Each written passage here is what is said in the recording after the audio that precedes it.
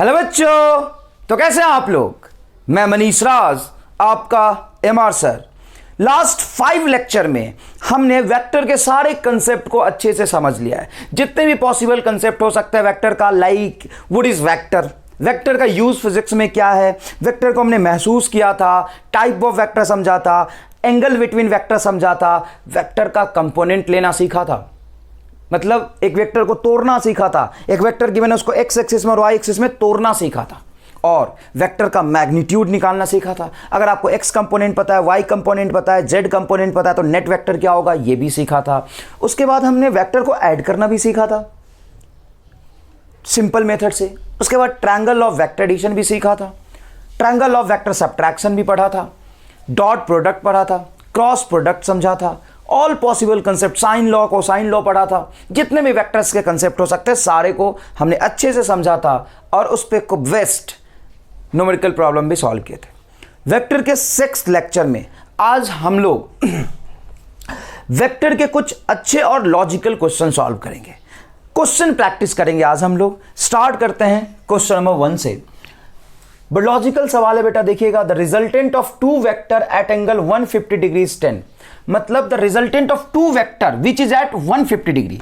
मान लीजिए एक वेक्टर आपने ये बना लिया ए वेक्टर, और दूसरा वेक्टर 150 डिग्री पे होगा तो साहब इधर होगा। इनका रिजल्टेंट है 10 यूनिट। रिजल्टेंट जब बोलता है तो मतलब ए प्लस बी वेक्टर का सम का मैग्नीट्यूड।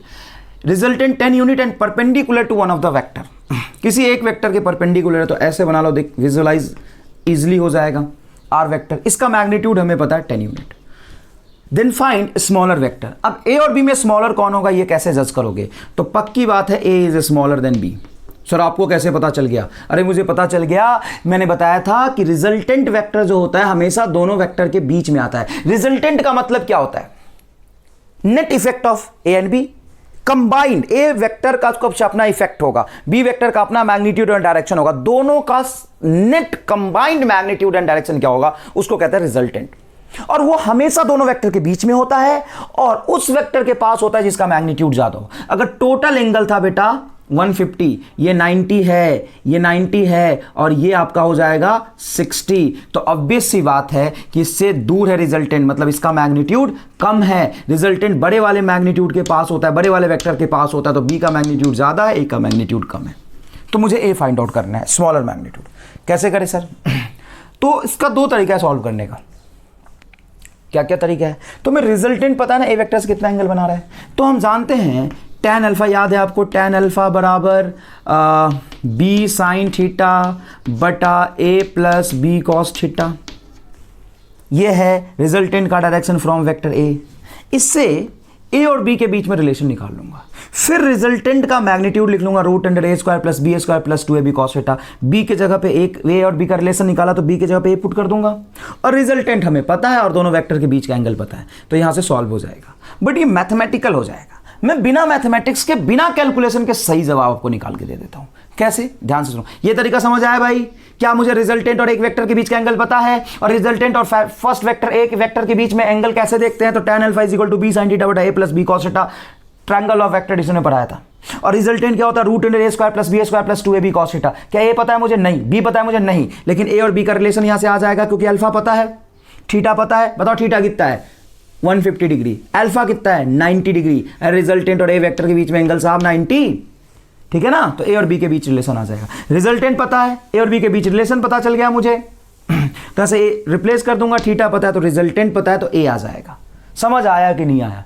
अब मैं डायरेक्ट आंसर निकालता हूं। देख इधर, ये रहा फर्स्ट वेक्टर ए। अब ट्रायंगल ऑफ वेक्टर एडिशन का स्टेटमेंट यूज करता हूं। ट्रायंगल ऑफ वेक्टर एडिशन कहता है कि जहां पे फर्स्ट वेक्टर का हेड है वहीं से सेकंड वेक्टर को स्टार्ट करो। तो ये था तेरा फर्स्ट वेक्टर और ये था तेरा सेकंड वेक्टर, लेकिन सेकंड वेक्टर को स्टार्ट कहां से करो? जहां पे फर्स्ट वेक्टर का हेड खत्म हो रहा है। तो ये ले सेकंड वेक्टर भी आ गया। मैं आपको बढ़िया सॉल्यूशन समझा रहा हूं, मैं सिर्फ सॉल्यूशन नहीं समझा रहा, सॉल्यूशन तो ये था। बढ़िया सॉल्यूशन क्या हो सकता है वो समझा रहा हूं। हमेशा और हमेशा जितना ज्यादा मैथमेटिकल कैलकुलेशन से बचो, बुद्धि लगा के आंसर आ जाए वो यूज करो। देखो यहां पे बुद्धि लगा के एक लाइन में आंसर बताता हूं। ये रहा ए वेक्टर, ये रहा बी वेक्टर, बी वेक्टर को पीछे ले जाओ। अब सर तो फर्स्ट वेक्टर के टेल से सेकंड वेक्टर के हेड को कनेक्ट कर दो, यही तो रिजल्टेंट होता है, मतलब ये 10 है। अब एक बात बताओ, ये एंगल कितना था? 30। ये 150, ये 30, तभी तो 180 होगा। अच्छा, अगर मैं इसको पैरेलली पीछे शिफ्ट करके ले जाऊं तो ये एक्स एक्सिस से 30 एंगल बनाना चाहिए। हाँ, अब ट्रायंगल भूल जाओ, सॉरी वेक्टर्स भूल जाओ, ट्रायंगल के कंसेप्ट से सोचो, ये बेस, ये परपेंडिकुलर, ये हाइपोटेन्यूस, वैसा ही तो बन रहा है एकदम।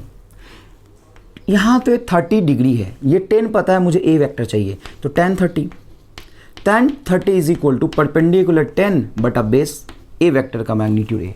tan 30 इज 1/√3, तो a is equal to 10√3 answer. ये तो यही दिख गया था। समझ आया कि नहीं आया? सॉल्यूशन बढ़िया बताया मैंने, ठीक है ना। इस सवाल को किताबों में इस तरीके से सॉल्व करते हैं, लेकिन अपने को क्या लगाना है, थोड़ा सा बुद्धि, और बुद्धि लगा के डायरेक्ट आंसर लिख दिया। समझ आ गया ये बात? स्क्रीन पॉज करके पहले ये सवाल और ये सॉल्यूशन लिखो, और इस मेथड से ट्राई करना, ताकि तुम्हें पता चले कि तुम्हें इस मेथड से भी फॉर्मूला लगा के कैलकुलेशन करके आना चाहिए, और फिर डायरेक्ट तो आंसर मैंने लिख ही दिया है। अच्छा, अगर बी वेक्टर, दोनों वेक्टर पूछता तो क्या करते हैं, तो बी वेक्टर आप निकाल सकते हैं, बहुत आसानी से निकाल सकते हैं। कैसे निकाल सकते हैं? ये बी चाहिए, sin 30 लिख लो, sin 30 perpendicular 10 hypotenuse B, sin 30 कितना होता है 1/2, b इज इक्वल टू 20। तो सर इसका मतलब ये हुआ, ये 20 और 10√3 दोनों वेक्टर का मैग्नीट्यूड रिजल्टेंट से ज्यादा है।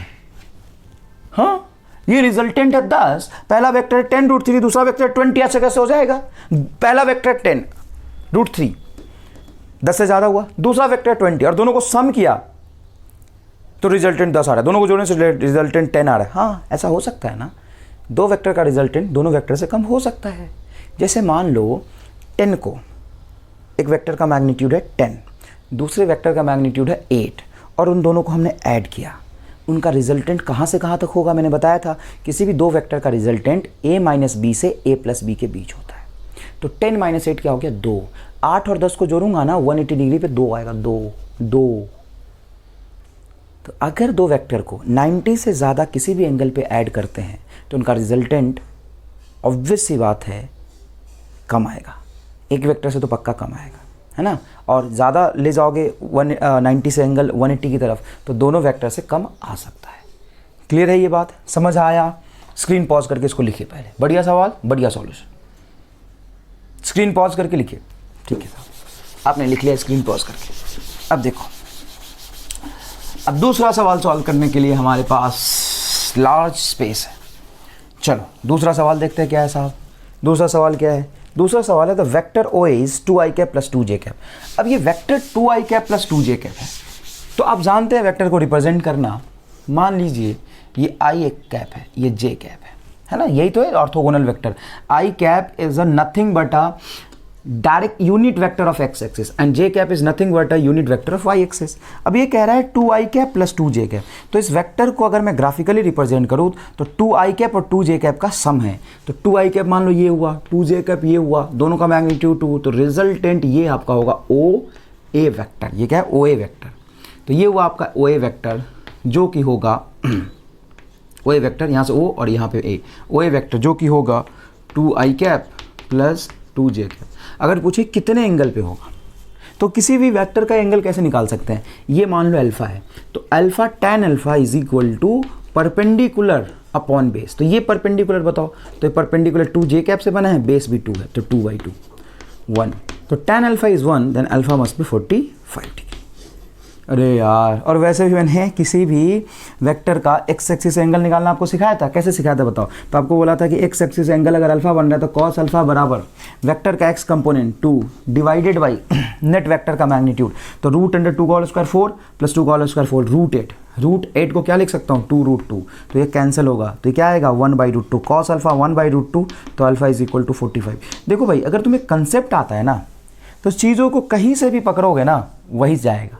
देखो यहाँ से पकड़ो, यहाँ से पकड़ो, दोनों वही आया। मैंने आपको सिखाया था, अगर आपको एक वेक्टर पता है और उसका इंक्लिनेशन एक्स एक्सिस से देखना है, तो एक्स वाला magnitude divided by net magnitude बराबर कॉस अल्फा होता है। क्लियर है ये बात? आओ, ये एंगल क्या होगा? 45 डिग्री। चलो साहब, अब कह रहा है now it is rotated bye 45 degree anti clockwise. ये होता है तेरा क्लॉकवाइज और ये होता है एंटी क्लॉकवाइज। तो ये 45 डिग्री एंटी क्लॉकवाइज रोटेट कर दिया about O, then what will be the new vector. अब ये क्या कह रहा है कि वेक्टर को रोटेट कर दिया, तो एक वेक्टर को रोटेट करने से वेक्टर पूरा का पूरा चेंज हो जाता है। वेक्टर का rotation is not allowed. Vector को उसका मैग्नीट्यूड और डायरेक्शन, उसका लेंथ और डायरेक्शन को सेम रखते हुए आगे पीछे नीचे ऊपर पैरेलली शिफ्ट कर सकते हो, लेकिन घुमा नहीं सकते। रोटेट करने में वेक्टर चेंज हो जाएगा। अगर आप इसको रोटेट करके यहाँ ले जाते हो तो नया वेक्टर बन जाएगा कुछ ओबी वेक्टर। इस ओबी वेक्टर पूछा है ये क्या होगा। तो एक बात बताइए, इस वेक्टर का मैग्नीट्यूड क्या था ओए वेक्टर का, जितना इसका लेंथ होगा इतना ही लेंथ इस डायरेक्शन में आ गया बस। तो डायरेक्शन तो हो गया जे कैप, क्योंकि एक्स वाई प्लेन में था और उसको तुमने 45 डिग्री पे एक्स वाई प्लेन में था, 45 पे और एंटी क्लॉकवाइज घुमा दिया, मतलब जे डायरेक्शन में ले गया।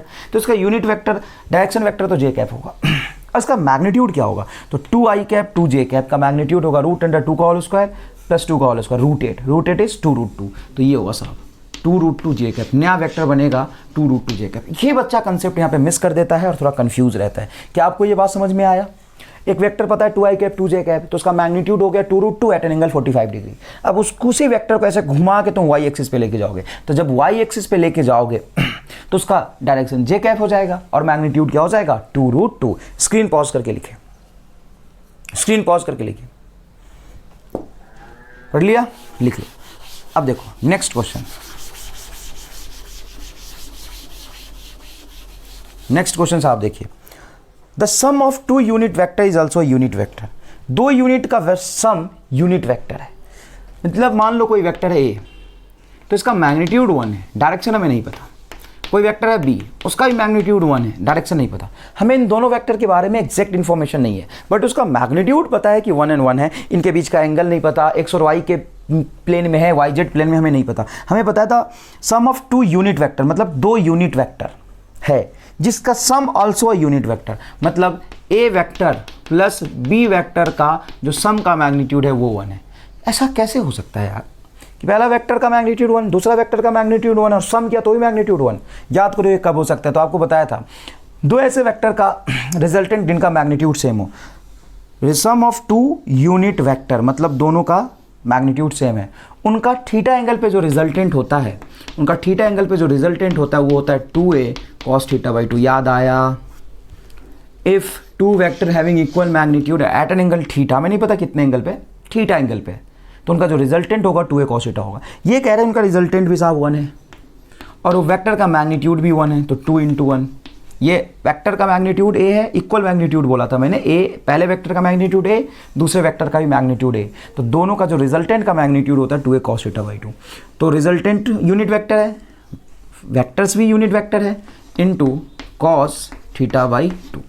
यहाँ से आप देखेंगे तो ये 1/2 हो जाएगा, तो 1/2 इज इक्वल टू cos θ/2। अब बताओ cos sum angle is equal to half, that this angle must be equal to 60 degree. Cos alpha मान लो, इसको अल्फा मान लो, बताओ cos alpha is equal to half, then alpha is equal to 60 degree ना।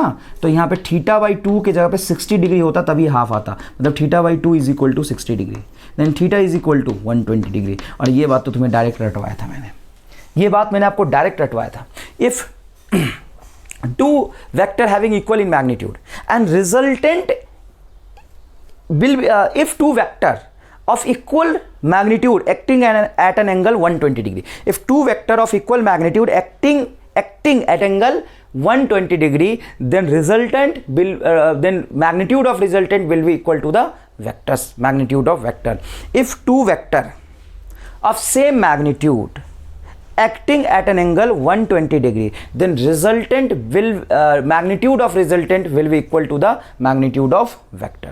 दो वेक्टर जिनका magnitude same है उनके बीच का एंगल 120 डिग्री है, दो वेक्टर जिनका मैग्नीट्यूड सेम है उनके बीच का एंगल 120 डिग्री है, तो रिजल्टेंट का मैग्नीट्यूड भी वेक्टर के मैग्नीट्यूड के बराबर होगा। ये मैंने आपको पढ़ाया था, मैंने आपको ये भी समझाया था कि ऐसा कहीं लिखा हो a बराबर b बराबर r, where r vector is equal to a vector plus b vector. कहने का मतलब ये है कि a वेक्टर और b वेक्टर को जोड़ने पे r वेक्टर मिल रहा है, लेकिन a vector b vector r का मैग्नीट्यूड बराबर है, मतलब पहले वेक्टर दूसरे वेक्टर का मैग्नीट्यूड बराबर है और जोड़ने के बाद रिजल्टेंट भी कम ही मैग्नीट्यूड वेक्टर के मैग्नीट्यूड के बराबर आया, तो थीटा मस्ट बी 120 डिग्री होना चाहिए। तो यहाँ वही कह रहा है the sum of 2 unit vector is also a unit vector, then magnitude of their difference and angle between the vectors, angle between the vectors आ गया 120, and magnitude of their difference याद है वो मैंने बताया था आपको 2 sin θ/2। लेक्चर एक बार रिवाइज करिए अगर ऐसे सवाल आप नहीं कर पा रहे हैं तो। 2a sin θ/2 vector addition and vector subtraction, दो सेम मैग्नीट्यूड वाले वेक्टर का वेक्टर एडिशन ये रहा, वेक्टर सब्ट्रैक्शन ये रहा. Two vector having equal magnitude at an angle theta, then resultant will be equal to 2a cos theta by 2 and difference will be equal to 2a sin theta by 2. बता भाई, difference का magnitude चाहिए 2 into ए का magnitude 1 और ये 120 आ गया, तो sign 120 by 2 क्या होगा, साइन 60. साइन 60 होता है √3 बाई 2, √3 बाई 2, 2 से 2 कैंसिल होगा √3, ये यूनिट वेक्टर नहीं होगा, इसका आंसर आएगा साहब √3. बहुत बढ़िया, लॉजिकल सवाल है, मुश्किल नहीं कहेंगे, लॉजिकल सवाल है. The sum of two unit vector is also unit vector, then magnitude of their difference and angle between the vectors. Clear है? स्क्रीन पॉज करिए, स्क्रीन पॉज करके सवाल लिख लीजिए. चलिए साहब, स्क्रीन पॉज करके सवाल लिख लीजिए. नहीं लिख पाए तो खुद सॉल्व करिए, अभी तो आपको समझाया मैंने इतने मेहनत से, अब बिल्कुल सारी चीज़ें मैंने आपको समझा दिया अच्छे से. आइए आगे देखते हैं, आइए आगे सवाल देखते हैं. आगे सवाल क्या है, राम मूव्स विथ 10 मीटर पर सेकेंड इन ईस्ट. राम यहाँ पे मान लो एक पॉइंट से, ये वेलोसिटी है इसका 10 मीटर पर सेकेंड. ईस्ट मतलब आई कैप, आप जानते हो east, north, south, west, I J minus I in east. And Shyam moves with 10 metre पर second 30 degree east of north. अच्छा, श्याम ये है राम और ये है श्याम. श्याम कहाँ मूव कर रहा है, Shyam moves with speed 10 metre पर second at 30 degree east of north. तो 30 डिग्री पे से मूव कर रहा है. ईस्ट ऑफ नॉर्थ मतलब नॉर्थ से ईस्ट. क्या आपको ये समझ आता है? ईस्ट ऑफ नॉर्थ का मतलब है नॉर्थ से ईस्ट की तरफ एट एन एंगल 30 डिग्री, ये होगा साहब. श्याम मूव्स विथ 10 मीटर पर second 30 degree east of north. 30 degree east of north मतलब नॉर्थ से ईस्ट की तरफ 30 डिग्री है. और इसका स्पीड कितना है, 10 मीटर पर second. Then find magnitude of relative velocity, where relative velocity of Ram with respect to Shyam हो जाएगा VR माइनस VS. तो ये आपको फॉर्मूला गिवन होगा. रिलेटिव वेलोसिटी क्या होता है, सुनो. Velocity of Ram with respect to Shyam होगा. रिलेटिव वेलोसिटी का यही मतलब है कि velocity of Ram minus velocity of Shyam, ऐसा ये पढ़ेंगे आप काइनेमेटिक्स में. तो रिलेटिव वेलोसिटी मतलब वेक्टर सब्ट्रैक्शन. ऐसे दो वेक्टर का सब्ट्रैक्शन, ध्यान से देखना, ये IIT का पूछा हुआ सवाल है. कैलकुलेशन भी करके दिखाऊंगा और डायरेक्ट आंसर भी समझाऊंगा. डायरेक्ट आंसर समझना है कि कैलकुलेशन समझना है, बोलो. आप में से ज़्यादातर बच्चे बोलेंगे सर लॉजिकल आंसर बताओ जिसमें दिमाग खुले. तो देख, लॉजिकल आंसर बताता हूँ. एक होता है लॉजिकल आंसर, एक होता है मजदूरी वाला आंसर. कौन सा आंसर चाहिए तुम्हें, मजदूरी चाहिए कि लॉजिकल चाहिए? ऑब्वियस सी बात है सर, सीखना तो दोनों है. अब मजदूर बनेगा, सीखना दोनों है, सीख ले. नहीं करेगा तो एग्जाम में यही. सुनो ध्यान से, दो ऐसे वेक्टर का सब्ट्रैक्शन जिनका मैग्नीट्यूड सेम है. क्यों? राम भी तो आगे जा रहा है 10 से, श्याम भी तो इधर जा रहा है 10 से, दोनों का मैग्नीट्यूड सेम है और दोनों के बीच में एंगल है 60 डिग्री. हाँ, ये इधर जा रहा है और ये ऊपर से 30 डिग्री पे श्याम इधर जा रहा है. मतलब श्याम का स्पीड तो 10 है और ईस्ट से 60 डिग्री होगा. अरे ऊपर से नॉर्थ से 30 डिग्री, नॉर्थ ऑफ ईस्ट मतलब नॉर्थ से ईस्ट की तरफ 30 डिग्री, तो ईस्ट से कितना, 60 डिग्री. तो दो ऐसे वेक्टर का सब्ट्रैक्शन जिनका मैग्नीट्यूड सेम है, उनके बीच का एंगल 60 डिग्री है, मतलब रिलेटिव वेलोसिटी का जो मैग्नीट्यूड होगा वो 10 मीटर पर सेकेंड ही होगा. आंसर आ गया. ले सर, ये थोड़ी ना बात होता है लॉजिकल बोल के सीधा आंसर लिख दिया. हाँ, आपको मैंने बताया था दो ऐसे वेक्टर का सब्ट्रैक्शन जिनका मैग्नीट्यूड सेम है और उनके बीच का एंगल 60 डिग्री है, तो उनके डिफरेंस का मैग्नीट्यूड वेक्टर के मैग्नीट्यूड के इक्वल होगा. उनके डिफरेंस का मैग्नीट्यूड वेक्टर के मैग्नीट्यूड के इक्वल होगा. If two vector of a same magnitude, two vector of a same magnitude in an angle between them is 60 degree, then difference of magnitude of difference of the vector, then magnitude of difference of the vector is equal to the magnitude of vector. दो vector जिनका magnitude same है उनके बीच angle 60 degree है. अगर आप उनको subtract करेंगे तो सब्ट्रैक्शन का मैग्नीट्यूड वेक्टर के मैग्नीट्यूड के बराबर होगा. नहीं समझ में आया तो चलो प्रूव करते हैं, कोई बात नहीं. देख इधर बताओ, रिलेटिव वेलोसिटी मतलब वेक्टर सब्ट्रैक्शन. वेक्टर सब्ट्रैक्शन का मैग्नीट्यूड कैसे लिख सकते हैं? वैसे ही लिखते हैं सर, पहले वेक्टर का मैग्नीट्यूड प्लस दूसरे वेक्टर का मैग्नीट्यूड -2, पहले वेक्टर का मैग्नीट्यूड दूसरे वेक्टर का मैग्नीट्यूड इंटू cos थीटा. सम होता है तो यहाँ पे प्लस लिखते हैं सर, और सब्ट्रैक्शन होता है तो सर यहाँ माइनस लिखते हैं. बहुत बढ़िया. चल, रूट अंडर 2r का होल स्क्वायर 10 का होल स्क्वायर प्लस 10 का होल स्क्वायर माइनस 2 10 इंटू 10, तो 10 इंटू 10 बिल्कुल सही है. एंड दोनों के बीच में एंगल cos 60 इज 1/2, तो 2 से 2 कैंसिल होगा, 10 का होल स्क्वायर 100, 10 मल्टीप्लाई 10 100, ये भी कैंसिल होगा, रूट 100 इज 10 मीटर पर सेकेंड। तो ये बात पहले समझाया था तो क्या समझ में आया था? यही बात तो पहले मैं कह रहा था आपसे, सेम बात तो मैं कह रहा था आपसे। क्लियर है क्या? स्क्रीन पॉज करके सॉल्यूशन लिखिए। अच्छा, इसको दूसरे तरीके से भी कर सकते हैं। मैंने एक तरीका और बताया था दो वेक्टर को सब्ट्रैक्ट करने का। ये वेक्टर पूरा का पूरा राम की वेलोसिटी आई में है, अब श्याम की वेलोसिटी आई और जे प्लेन में है, तो इसका दोनों कंपोनेंट ले लो। चलो ये भी एक बार करते हैं, ये भी एक बार करते हैं। तो श्याम की वेलोसिटी का ये कंपोनेंट क्या होगा, मतलब श्याम की वेलोसिटी का ये कंपोनेंट होगा 10, और ये एंगल अगर 30 है तो 10 sin 30, और ऊपर वाला कंपोनेंट क्या होगा 10 cos 30। sin 30 की वैल्यू होती है हाफ, तो ये 5i कैप बनेगा। ठीक है, तो यहाँ पे देखो ये है तुम्हारा velocity of Ram 10i cap, ठीक है ना, और वेलोसिटी ऑफ श्याम इधर ही है 5i कैप, और ऊपर कितना है तो cos 30 होता है √3/2, मतलब 5√3j कैप। अब मुझे इसको सब्ट्रैक्ट करना है, ऐड नहीं करना, आपको सब्ट्रैक्ट करना है ना इसकी वेलोसिटी में से, तो सब्ट्रैक्ट करेंगे इसको तो ये बचेगा 5i कैप, और इधर तो r का कंपोनेंट है नहीं तो ये एज इट इज़ बचेगा 5√3j कैप। तो relative velocity of Ram with respect to Shyam का मैग्नीट्यूड होगा 5i cap plus 5√3j cap. अब आप कह सकते हैं सर कहाँ आया 10, अरे रामलाल 10 ही है, ये मैग्नीट्यूड निकाल इसका 5i plus 5√3j cap, perpendicular है तो √5 का होल स्क्वायर प्लस 5√3 का होल स्क्वायर 25, और 5 का 25 मल्टीप्लाई 3 75 प्लस 25 √100 इज 10, √100 इज 10। तो अगर कंसेप्चुअली चलोगे तो किसी भी मेथड से चलो, मैंने यहाँ पे सब्ट्रैक्ट किया कैसे, कंपोनेंट लेके फिर सब्ट्रैक्ट कर दिया। यहाँ पे कैसे सब्ट्रैक्ट किया था, यहाँ पे ट्रायंगल ऑफ वेक्टर सब्ट्रैक्शन का रूल यूज़ किया था। ये वाला कैसे किया था, 3 तरीके से, एक ही सवाल को 3 तरीके से आंसर निकाल दिया मैंने। दो वेक्टर जिनका मैग्नीट्यूड सेम है उनके डिफरेंस का मैग्नीट्यूड भी वेक्टर के मैग्नीट्यूड के इक्वल होगा if angle between them is 60 degree, angle between them is 60 degree. ये वेक्टर आगे है, ये वेक्टर इधर, तो एंगल 60 डिग्री होगा। क्लियर है? स्क्रीन पॉज करके लिखिए, स्क्रीन पॉज करके लिख लीजिए साहब। चलिए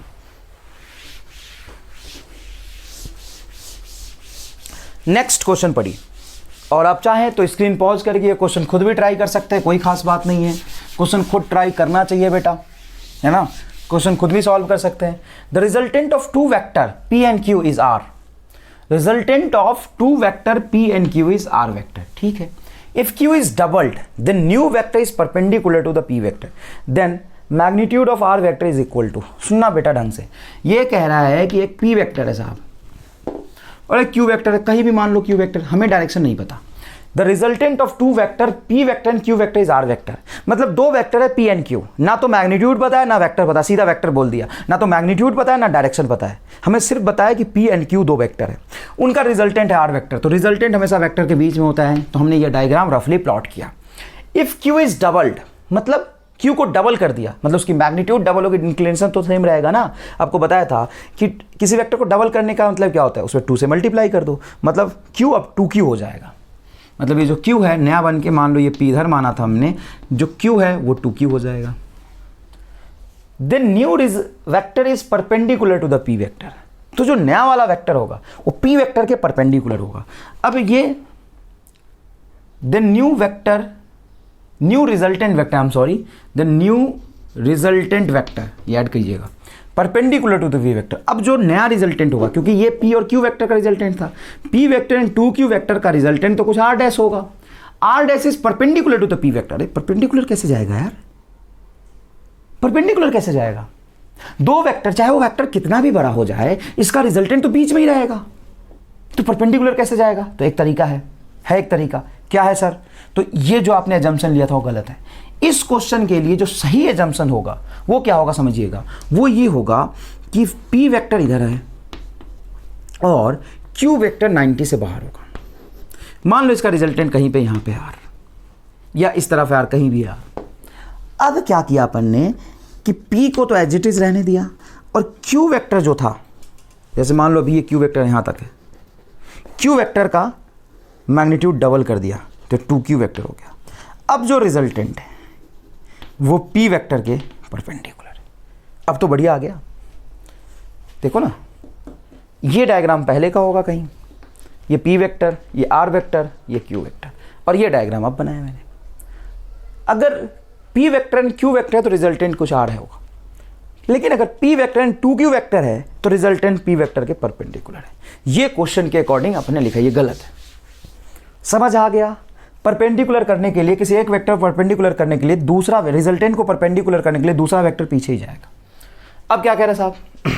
then magnitude of R vector, पहले वाला इस आर वेक्टर का मैग्नीट्यूड क्या होगा? अब यार कैसे करेंगे? तो मान लो P का मैग्नीट्यूड कुछ P है, Q का मैग्नीट्यूड कुछ Q है, तो ये 2Q हो गया। तो यहाँ से ये एंगल 90 डिग्री बनेगा बेटा। तो एक फॉर्मूला आपको पता है, कौन सा फॉर्मूला सर? चलो अपन फॉर्मूला ही से चलते हैं। तो angle between resultant and any vector, वो कौन सा वेक्टर है? अगर आप P लेते हो तो P के अकॉर्डिंग फॉर्मूला क्या होगा? P के अकॉर्डिंग फॉर्मूला होगा नीचे P प्लस होगा, याद कराया था आपको, और ये Q, ये होगा 2Q sine theta, way theta is angle between this, ये थीटा मान लो। ऊपर में क्या आएगा? ऊपर में आ जाएगा 2Q कॉस थीटा, क्योंकि वेक्टर ये Q नहीं है 2Q है। ये होता है दो वेक्टर के बीच का एंगल, सॉरी रिजल्टेंट और फर्स्ट वेक्टर के बीच का एंगल। अब ये अल्फा है आपका 90 डिग्री, तो tan 90 क्या होता है? tan 90 होता है 1/0, 1/∞ is equal to 2Q cos theta divided by P plus 2Q sine theta. अब ये 0 से मल्टीप्लाई होके हो जाएगा 0, और ये टर्म इधर आ जाएगा, तो ये बनेगा P plus 2Q, I am sorry ये गलत लिख दिया, कॉस थीटा नीचे होता है, साइन थीटा ऊपर होता है, गलत लिख दिया सॉरी।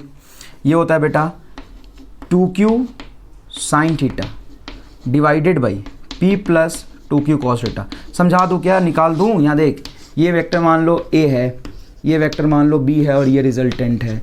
तो रिजल्टेंट जो A वेक्टर से एंगल बनाएगा उसको कैसे निकाल सकते हैं? अगर A और B के बीच में एंगल थीटा है तो B का ये कंपोनेंट लेंगे तो B साइन थीटा होगा, B का परपेंडिकुलर, और B का हॉरिजॉन्टल कंपोनेंट होगा B साइन थीटा। तो ये जो एंगल बनाएगा रिजल्टेंट वेक्टर और A वेक्टर, इसको अगर अल्फा मानते हैं तो tan अल्फा होगा perpendicular B sign theta divided by A plus B cos theta base. Clear है ये बात? तो यहाँ देखिए tan अल्फा होता है आपका, tan 90 डिग्री रखेंगे अल्फा की जगह पे, तो tan 90 हो जाता है 1/0, 1/0 is equal to 2Q sine theta divided by P plus 2Q cos theta. अब ध्यान से सुनिएगा, ये 0 से मल्टीप्लाई होकर 0 हो जाएगा, इस वाले टर्म को यहाँ ले आइए तो ये बनेगा P plus 2Q cos theta is equal to 0। अब 2Q कॉस थीटा को उस तरफ ले जाए या P को उस तरफ ले जाए, तो यहाँ से कॉस थीटा आप ध्यान से देखिए आ जाएगा -P/2Q। What is theta? Theta is angle between P and Q। ये देखो Q ये था और 2Q ये था, तो इनका Q और 2Q का डायरेक्शन तो सेम है, तो यहाँ पे भी P और Q के बीच का एंगल थीटा है, यहाँ पे भी P और Q के बीच का एंगल थीटा है। अब इस रिजल्टेंट का मैग्नीट्यूड पूछा है, तो किसी भी दो वेक्टर के रिजल्टेंट का जो मैग्नीट्यूड होता है वो होता है फर्स्ट वेक्टर का whole square plus second vector का होल स्क्वायर। तो P और Q लेना है प्लस 2PQ कॉस थीटा। यहाँ से कॉस थीटा देखेंगे तो यह है बेटा -P/2Q, तो कॉस थीटा को रख देंगे आप √P² plus Q² plus 2PQ। Cos theta को क्या रखेंगे? -P/2Q, तो -P/2Q। यहाँ से क्या होगा? 2 से 2 कैंसिल एंड Q से Q कैंसिल, ये आएगा -P/P² -P², ये plus P² minus P² cancel, तो √Q² मतलब रिजल्टेंट इज Q। अरे साहब ये आंसर है, ये मिटा लो, ये तो मैंने रिजल्टेंट और वेक्टर के बीच का एंगल देखने के लिए बताया था। ये है इसका सॉल्यूशन, यहाँ से शुरू किया था साहब, यहाँ से शुरू किया था अपन ने। सवाल अच्छा है, मुश्किल है, पेशेंटली इसको सॉल्व करने की जरूरत है। एक बार और सवाल समझाता हूँ। दो वेक्टर है P एंड Q, उसका रिजल्टेंट है R।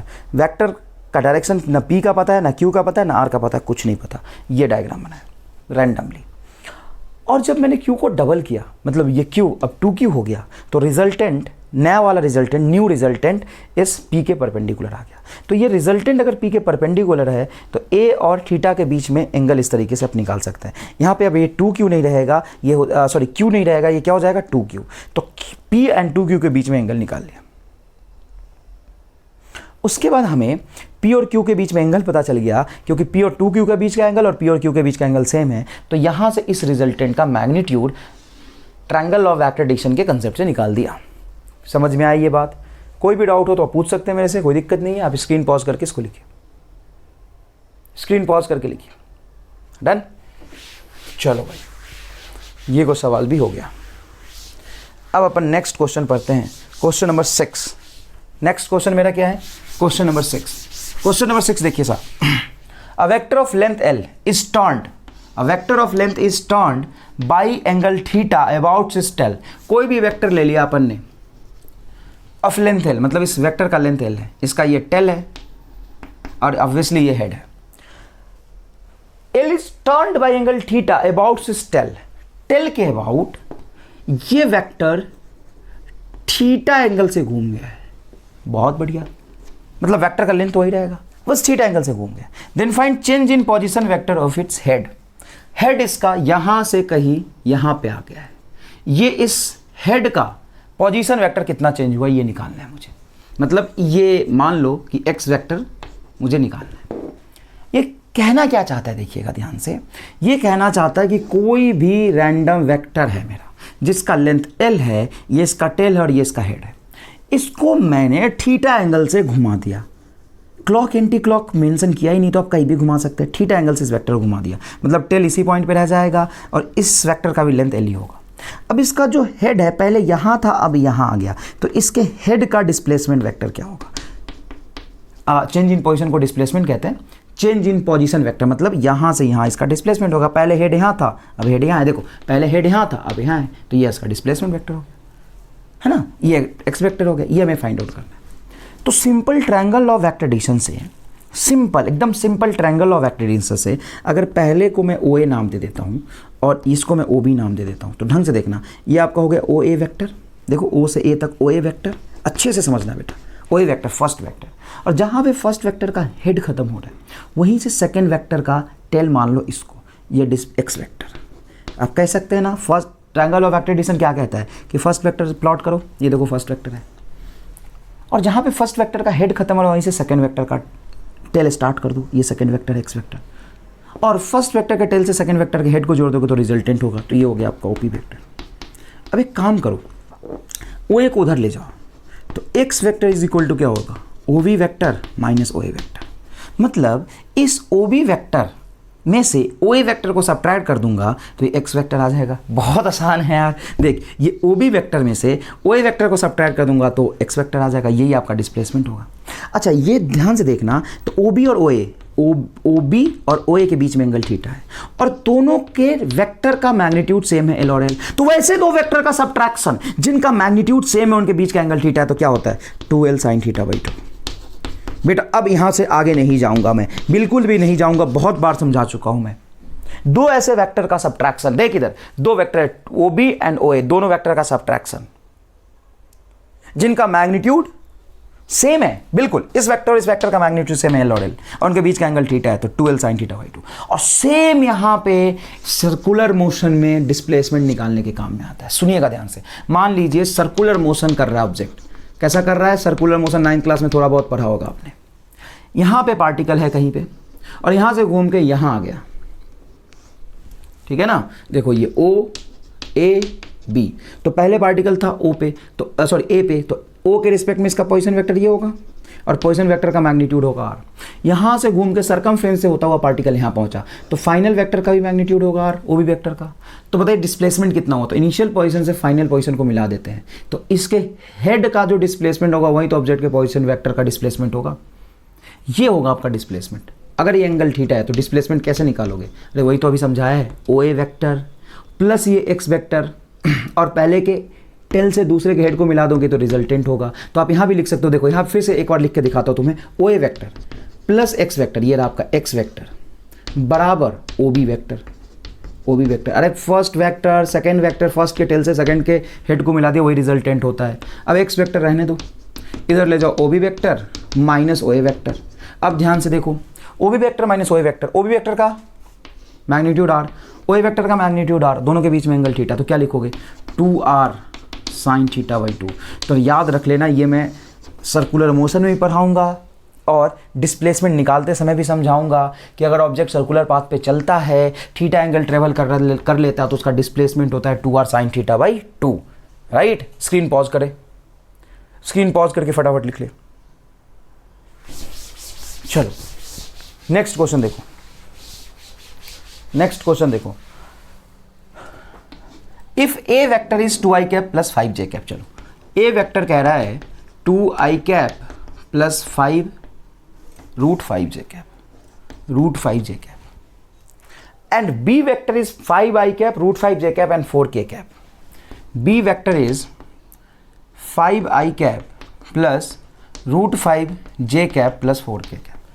Then find a vector, एक ऐसा वेक्टर बताओ, एक ऐसा वेक्टर बनाओ magnitude same as A vector, जिसका मैग्नीट्यूड ए वेक्टर के बराबर होना चाहिए। तो मान लो कोई वेक्टर मैं सी मान लेता हूँ, इसका जो मैग्नीट्यूड होगा सी वेक्टर का वो एग्जैक्टली ए वेक्टर के मैग्नीट्यूड के बराबर होगा। मतलब सी वेक्टर इसका मैग्नीट्यूड ए वेक्टर के मैग्नीट्यूड के बराबर, तो यहाँ पे ए वेक्टर लिख दूंगा। And magnitude vector same as A and parallel to A vector minus B vector, उसका जो डायरेक्शन होगा A vector minus B vector जिस तरफ भी होगा उसके यूनिट वेक्टर निकाल दूंगा, उसकी तरफ होगा डायरेक्शन। ये parallel to A vector minus B vector मतलब जिधर A vector minus B vector होगा उसी के यूनिट वेक्टर की तरफ सी का डायरेक्शन है, सी उसी के डायरेक्शन में है, मतलब A vector minus B vector का यूनिट वेक्टर रख दूंगा यहाँ पे। तो ए वेक्टर का मैग्नीट्यूड निकाल लेता हूँ पहले। तो ए वेक्टर का मैग्नीट्यूड रूट अंडर 2 का होल स्क्वायर 4 रूट 5 का होल स्क्वायर 5, रूट अंडर 2 का होल स्क्वायर 4 रूट 5 का होल स्क्वायर 5, तो यह क्या होगा रूट 9 मतलब 3। बहुत बढ़िया। और ए वेक्टर माइनस बी वेक्टर निकाल देता हूँ। तो ए वेक्टर में से बी वेक्टर घटाओगे तो ए में से वी घटाओगे तो माइनस 3i कैप, अरे 2i में से 5i घटाएगा minus 3i cap, root 5j cap से root 5j cap cancel plus 4k cap. ये क्या आ गया आपका A vector minus B vector. इसका डायरेक्शन चाहिए, यूनिट वेक्टर चाहिए। मान लो कुछ x है, x वेक्टर है तो x कैप चाहिए मुझे। तो x कैप क्या होगा minus 3i cap plus 4k cap बटा 5। हाँ भाई, रूट अंडर 3 का होल स्क्वायर 9 रूट अंडर 4 का होल स्क्वायर 5। अब तुम्हें सी वेक्टर चाहिए। सी वेक्टर का मैग्नीट्यूड बोलो 3 और डायरेक्शन वेक्टर ये आ गया, ये होगा minus 3i cap plus 4k cap by 5। चाहे तो आप 3 को अंदर ले जाएं तो 9i cap plus 12k cap बटा 5, ये आएगा आपका आंसर। कोई खास बात नहीं है, बहुत आसान और लॉजिकल आंसर है। क्लियर है? स्क्रीन पॉज कर लीजिए, फटाफट स्क्रीन पॉज करके इसको लिखिए। चलिए हो गया साहब, आगे देखिए, आगे देखिए। If A vector and B vector is a unit vector such that A plus 2b vector, मतलब ए वेक्टर का मैग्नीट्यूड 1 है क्योंकि A vector and B vector unit vector है। अब ए एंड बी वेक्टर का डायरेक्शन का हमें पता नहीं, लेकिन ये पता है कि A vector and B vector unit vector है। Such that A vector plus 2b vector, A vector plus 2b vector, ये यूनिट वेक्टर होना जरूरी नहीं है, is perpendicular to 5a vector minus 4b vector, 5a vector minus 4b vector, 5a vector minus 4b vector के perpendicular. Then find angle between A vector and B vector. यही तो कह रहा था कि ए वेक्टर का मैग्नीट्यूड 1 है, B vector का मैग्नीट्यूड 1 है, लेकिन हमें ये नहीं पता कि ए और बी के बीच का एंगल क्या है, और हमें वही पता करना है। कैसे कैसे पता कर लूंगा सर? तो बताया है कि a plus 2b vector exactly 5a minus 4b vector के परपेंडिकुलर है।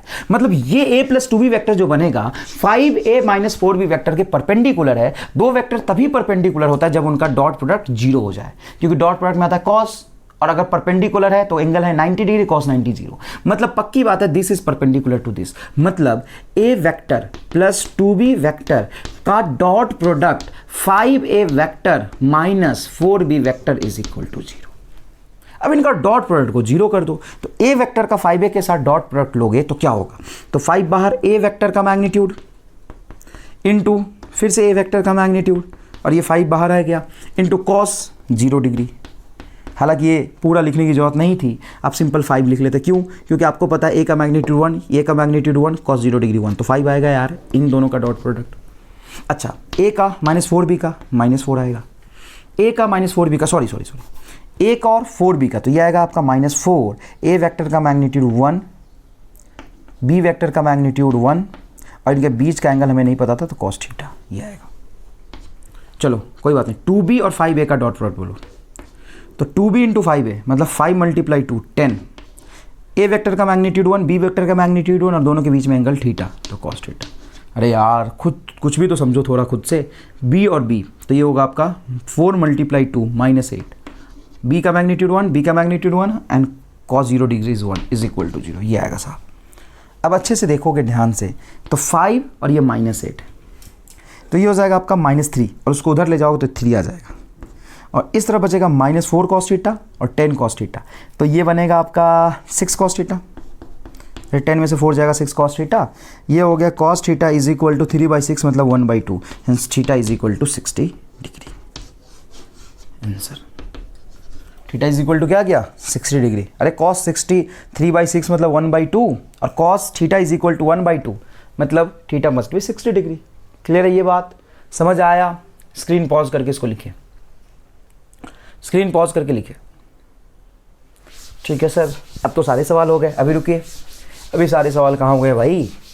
तो कम से कम 10 क्वेश्चन तो करेंगे। देखो इधर, इधर देखो, एक सर्कल है, इस पे वेक्टर डिफाइन किया अपन ने कि ओ है ये है आपका ए, ये आपका बी और ये आपका सी 45 डिग्री एंड 45 डिग्री। ठीक है ना? If O A vector and O C vector and O B vector, if magnitude of इतना वेक्टर आर रेडियस वेक्टर, क्योंकि O A O C and O be in सब का जो मैग्नीट्यूड होगा radius vector के बराबर होगा, then find O A vector plus O B vector plus O C vector. बताइए O A vector plus O B vector plus O C vector का resultant क्या होगा? अब ढंग से सुनिएगा, ये आपका ओ ए वेक्टर आर, ये आपका ओ बी वेक्टर आर, मतलब इसका लेंथ आर के बराबर, इसका लेंथ भी आर के बराबर है, ये भी आर है तीसरा। लेकिन अभी रुको, दो को तो जोड़ लेते हैं 90 डिग्री पे। इसका मतलब इन दोनों का रिजल्टेंट बीच में आएगा। अच्छे से सुनना, ओ ए वेक्टर और ओ बी वेक्टर का मैग्नीट्यूड सेम है और एंगल 90 डिग्री है, मतलब इन दोनों का रिजल्टेंट एग्जैक्टली बीच में आएगा और वो होगा √2r। क्या इतना समझ गए आप? cos 90 जीरो होता है तो √r² plus r² √2r², r बाहर आ जाएगा √2r। ठीक है सर, और एक वेक्टर और इसी की तरफ था r, ये रहा आपका 3 वेक्टर। ये जो रिजल्टेंट आएगा इन दोनों का वो थर्ड वेक्टर के एग्जैक्टली पैरेलल आएगा, मतलब ये r ये √2r पैरेलल होंगे। तो नेट जो रिजल्टेंट होगा किसका रिजल्टेंट? इस वेक्टर का ये रिजल्टेंट √2r, और फिर इसमें r जोड़ के जो नेट तीनों वेक्टर का रिजल्टेंट आएगा वो आएगा √2r प्लस r। तो यहाँ से r बाहर आ जाएगा, आंसर होगा √2 + 1। क्या बढ़िया सवाल था? मज़ा आया नहीं आया बताओ? एकदम लॉजिकल सवाल है ये। ठीक है ना? इसको आप बढ़िया से समझिए, चिंता मत करिए, इसको ढंग से देखिए कि आपको ये समझ आया। ऐसा है कि 3 वेक्टर का सम करना है, पहले 2 वेक्टर r और r एग्जैक्टली 90 डिग्री पे एक्ट हो रहे हैं, तो उनका रिजल्टेंट कहाँ पे आ जाएगा? बीच में आ जाएगा। अच्छा, एक बार तो ये ट्रिपल में ऐसा सवाल पूछा था, देखना ये ट्रिपल में क्या सवाल पूछा था वो मैं बताता हूँ आपको। ये ट्रिपल में सवाल पूछा था, क्वेश्चन नंबर 10 हो गया ये। उन्होंने बोला था कि एक 4 यूनिट का वेक्टर है, इसका डायरेक्शन इधर है, और दूसरा वेक्टर भी 4 यूनिट का है, इन दोनों के बीच में एंगल है 45 degree. Then find angle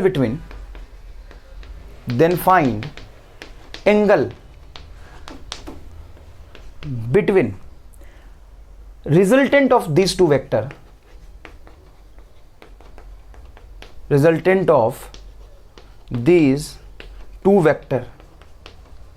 and resultant of these two vector and any vector। सवाल समझिएगा, 2 वेक्टर डायग्राम में बना दिया, 4 यूनिट, इन दोनों के बीच में एंगल है 45 डिग्री।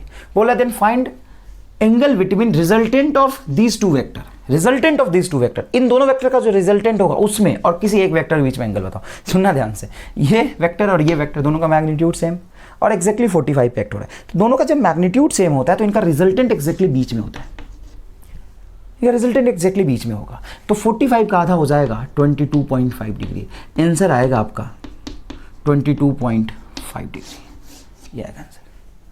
समझ आया कि नहीं आया? बहुत ही टाइम पास सवाल था, कोई खास बात नहीं है, सिंपल सवाल है, ठीक है ना? स्क्रीन पॉज करके लिखिए, यहां पे समझिएगा। एक बढ़िया सवाल पूछा था, ये मान लीजिए कि एक वेक्टर है, ओ ए वेक्टर है, ए वेक्टर है, ओ बी वेक्टर है। देखो ना, ओ ए जहाँ पे टेल होता है ना उसको बाद में लिखते हैं, सॉरी जहाँ पे टेल होता है उसको पहले लिखते हैं, जहाँ पे हेड होता है उसको बाद में लिखते हैं, जहाँ पे टेल होता है पहले लिखते हैं, हेड होता है उसको बाद में लिखते हैं। ये आपका है ओ बी, और ये वेक्टर है AC, सॉरी OC, ये C, और इनका एक लाइन बनाया मैंने, ये एग्जैक्टली ये C वेक्टर AB लाइन को मिड पे कट कर रहा है, ये मिड पे कट कर रहा है, मिड पे, एग्जैक्टली मिड पे, AC वेक्टर के मिड पे है C वेक्टर का head, head of C vector, head of C vector is at mid point of AB vector, ये रहा AB vector, mid point of AB vector, then find relation between OA vector, OB vector and OC vector.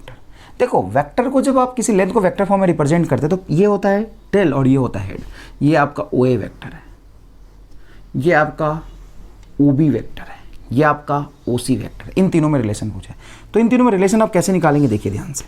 आप क्या करेंगे, ऐसे लिखेंगे, triangle of vector addition से लिखेंगे OA vector, simple है, OA वेक्टर, OA वेक्टर यहाँ से यहाँ तक एक वेक्टर मान लीजिए आप अपनी मर्जी से, एक वेक्टर मान लीजिए अपनी मर्जी से आप x plus x vector plus x vector OA vector first vector हो गया, OX वेक्टर सेकंड वेक्टर हो गया, है ना। देखो x वेक्टर सेकंड वेक्टर हो गया, इन दोनों का रिजल्टेंट क्या C वेक्टर होगा? हाँ सर C वेक्टर होगा, बिल्कुल बिल्कुल। फर्स्ट वेक्टर का हेड जहाँ पे खत्म हो रहा है वहीं से सेकंड वेक्टर का टेल स्टार्ट करके यहाँ तक बनाया, फिर फर्स्ट वेक्टर के टेल से सेकंड वेक्टर के हेड को मिला दोगे, रिजल्टेंट होगा, ये हो जाएगा आपका OC वेक्टर। और यहाँ से अगर जाओगे तो देखना ढंग से, OB वेक्टर और यहाँ से यहाँ तक, यहाँ से जहाँ पे फर्स्ट वेक्टर का हेड खत्म हो रहा है सेकंड वेक्टर का टेल, ये मान लो, और इसको मान लो Y vector plus Y vector is equal to आपका OC वेक्टर होगा। ठीक है सर, ये बिल्कुल बात सही है।